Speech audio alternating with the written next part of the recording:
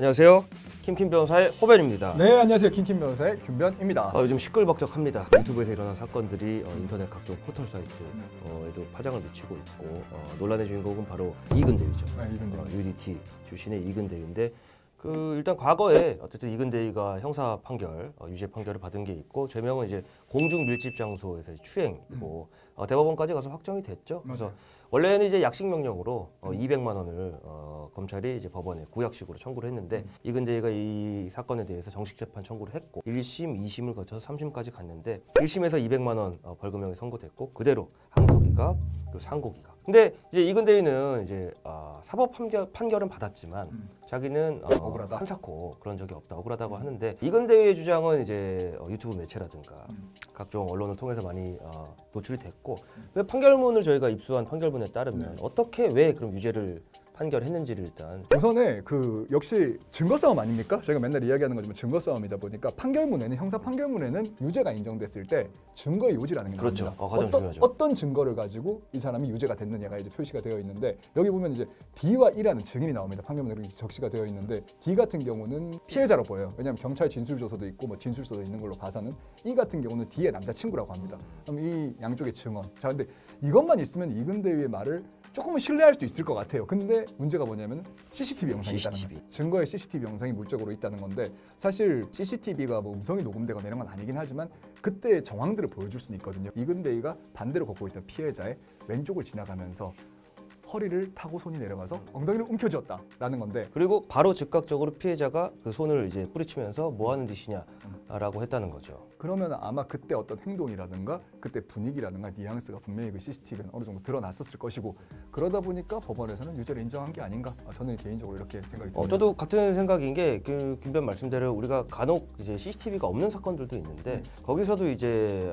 피해자가 이제 증인으로 나오죠. 진술의 일관성이란 걸 우리가 일관성이 항상 이게 논란이 되고 일관성만 있으면 유죄가 되냐 이게 말이 되냐라는 일각의 시각도 있는데 사실은 그 법정 증언대에 서서 증인 선서를 하고 판사 그리고 검사, 변호인이 세 차례 이제 증인 신문을 하면 그 일관성을 거짓말로는 사실 유지하기가 굉장히 어렵고 그거는 그렇게 해서 검사, 판사, 변호사를 다 속일 수 있다면 사실 거의 탈인간급 그렇죠. 능력이고 다른 사람의 진술도 증거고 한데 여러 가지 각도로 있었던 사실에 대해 물어보기 때문에 경험하지 않았던 것을 경험한 것처럼 얘기하기 굉장히 어렵고 그게 단순히 지나가다 이렇게 만졌습니다로 끝이 아니에요. 이렇게 디테일하게 파고들기 때문에 그때 상황, 주변의 정황, 그럼요. 그때 또 반응, 행동 이런 부분들이 다 전부 다 진술로서 이제 그렇죠. 그리고 거기 더 중요한 게 김변 말씀대로 CCTV가 거기가 되게 유명한 클럽이더라고요. 그 각종 이제 뭐 이제 사건 사고가 일어날 수 있는 환경이다 보니까 클럽이란 게 CCTV가 여러 개가 있는데 이 사건이 딱 이 장면이 찍혔다고 해요. 근데 그 장면을 이제 도합 취합해서 증거를 이제 증거 능력 판단을 하고 과연 그럼 피해자의 진술이 얼마나 신빙성이 있을지 여기 나타나 있죠. 그래서 결합해서 이렇게 됐다고 보고 그리고 거기서 한마디 첨언을 드리자면은 우리가 가장 많은 분들이 오해하는 것이 진술의 일관성 그리고 그 진술 자체가 일관성만 있으면은 가해자가 무조건 성범죄로 이제 인정이 된다 이렇게 착각을 하시는데 제일 중요한 건 일관성에 덧붙여서 신빙성이거든요. 그렇지. 믿을만 해야 돼요. 믿을만 한 거여야 되는데 정말 제가 해본 사건 가운데서 가장 많이 진술했던 친구 같은 경우는 1회에 보통 평균적으로 8시간에서 12회 조사를 받았거든요.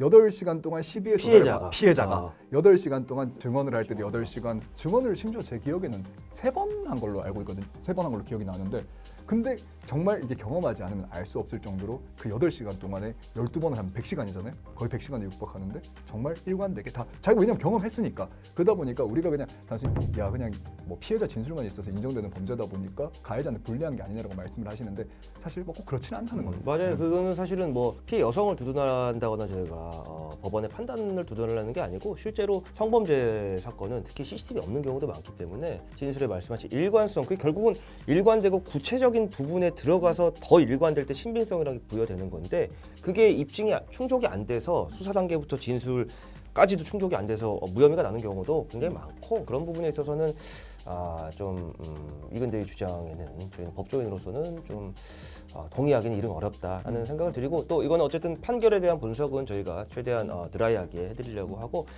나의 사건 검색이 공개가 됐죠. 그렇죠. 이근대의 사건 번호가 있는데 국선 변호인을 선정을 했어요. 그렇죠. 이근대가 요청을 해서 그건 누구나 이제 그 조건이 갖춰지면 법원에 선정을 해주는데 이근대가 한국말을 능숙하게 구사를 하지만 어느 정도 이제 법정에서는 아무래도 그 정말 정치한 단어나 이런 거에 좀 해석이 안 될 수 선택에 있으니까 어려움이 있을 수 있어서 통역인 신청을 했어요. 근데 되게 이례적인 게 통역인이 이제 법원에서 지정해 줍니다. 각 언어를 사용하는 통역인들이 있는데 어느 언어든지 통역인이 없어서 사건을 못하는 경우는 못 봤습니다. 그렇죠. 근데 좀 이례적인 거는 그 통역인분들 제가 이 말씀 드리는 게 그 통역인분들도 산전수전 다 겪은 분들이야. 그렇죠. 사설 통역도 하시지만 법원에 공식적으로 이제 어쨌든 법원 통역을 하는 거고 그분들도 이제 통역인들도 허위 통역을 할 시에 이제 위증이랑 똑같은 처벌을 받고 그래서 굉장히 전문적이시고 법적 지식도 일반인보다 많으신데 이게 희한하게 이근대의 사건은 1심에서 통역인이 무려 2번 교체돼서 총 3명의 통역인이 등장하시는데 통역인 2분이 자진해서 못하겠다.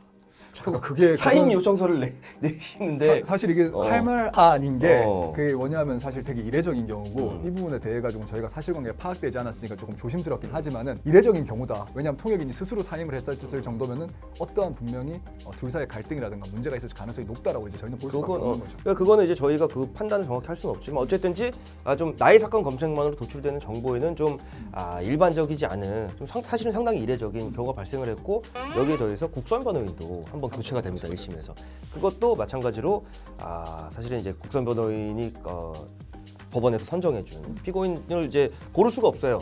당연히 이렇게 매칭이 되는 건데 거기서 웬만하면 국선 변호인 저도 사건 해봤지만 웬만하면 통달합니다. 그리고 사임을 웬만하면 잘 안 하죠.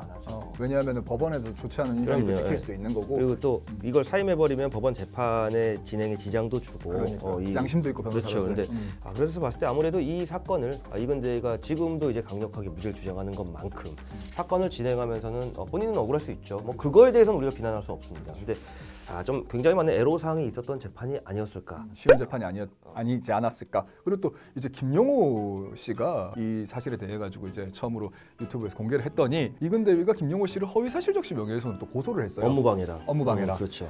근데 일단은 이근대위는 이제 본인이 판결문 자체는 판결이 있었던 건 맞지만 자기는 억울하다고 주장을 하니까 허위사실적으로 간 것 같은데 그런 부분에 대해서는 또 이게 저희가 고소장을 뭐 안에 내용을 들여다본 게 아니기 때문에 일단은 지켜보고 그건 저희가 객관적으로 또 추후에 보도되는 사실들이 있으면 분석을 한번 해드리도록 하겠고요. 저희도 이거는 뭐 사실은 많은 분들도 궁금해하셨던 부분이고 그럼 다음 시간에 다시 돌아오겠습니다. 네, 감사합니다. 감사합니다.